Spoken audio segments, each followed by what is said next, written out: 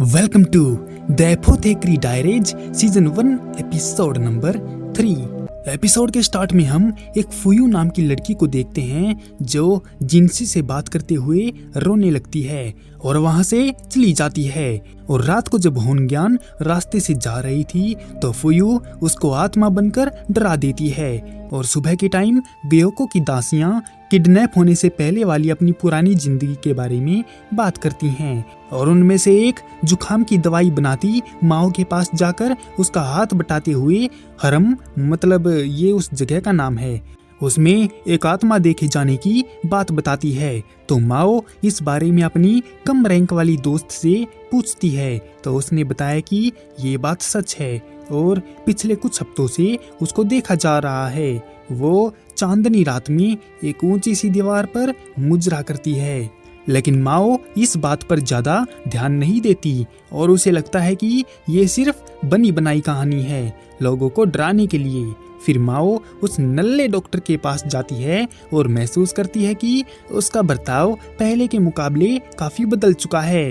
वो उसे खाना देता है, चाय बनाता है और दवाई बनाने में भी उसकी मदद करता है। पर तभी वहाँ पर एक ऊंची सी रैंक वाला नल्ला आ जाता है। क्या मतलब कि हम नहीं जानते इसका नाम जिनसी है? माओ समझी नहीं कि वो ऐसे ही फालतू में यहाँ वहाँ क्यों घूमता रहता है। क्या उसको कोई काम धंधा नहीं है?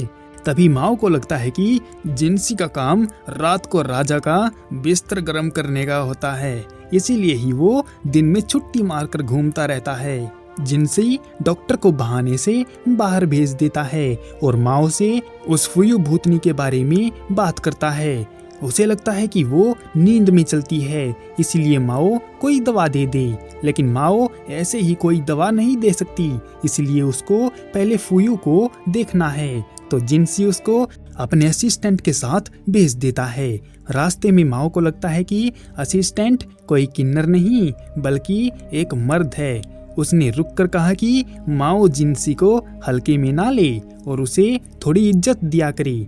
माओ उसकी बात मान लेती है और थोड़ी देर चलने पर वो उसी दीवार के पास पहुंच जाते हैं जहां फुयू भूतनी बनकर मुजरा कर रही थी। असिस्टेंट ने बताया कि वो एक मिड रैंक वाली मिस्ट्रेस है और उसको इनाम के रूप में दिया जाने वाला है। फिर डॉक्टर ने बताया कि उसको 2 साल पहले यहाँ पर लाया गया था और जब राजा उसके साथ ऐश करने से पहले उसका मुजरा देखता है तो वो उसमें फेल हो जाती है और राजा उसको बिना छुए ही वहां से चला जाता है और अब उसे इनाम में दिया जाने वाला है।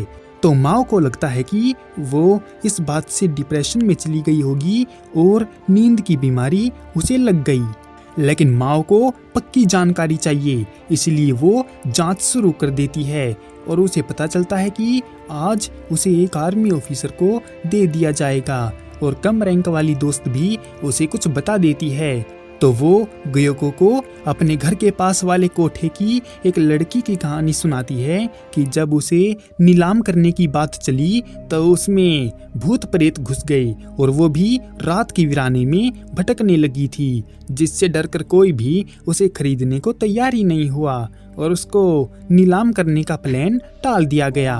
और ऐसा होते ही उसके सारे भूत एकदम से गायब हो गए और उन्हें शक है कि फुयू को भी ऐसी ही कोई बीमारी लगी हुई है, यानी वो नौटंकी कर रही है।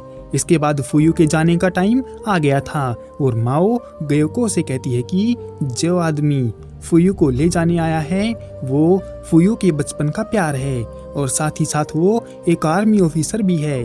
उसने लड़ाई में जान दांव पर लगा दी थी, जिससे खुश होकर उसको इनाम मांगने को कहा गया था।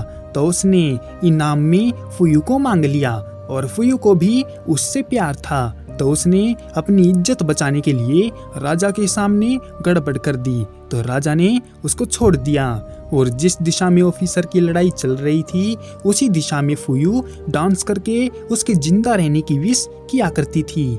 मतलब ना तो वो पागल थी और ना ही वो नौटंकी कर रही थी। हरम का गेट खोला जाता है और फुयू के सामने वही ऑफिसर खड़ा हुआ था। वो फुयू को बड़े प्यार से तांगे में बैठाता है और उसको गले लगा लेता है और उसे खुशी खुशी वहां से लेकर चला जाता है।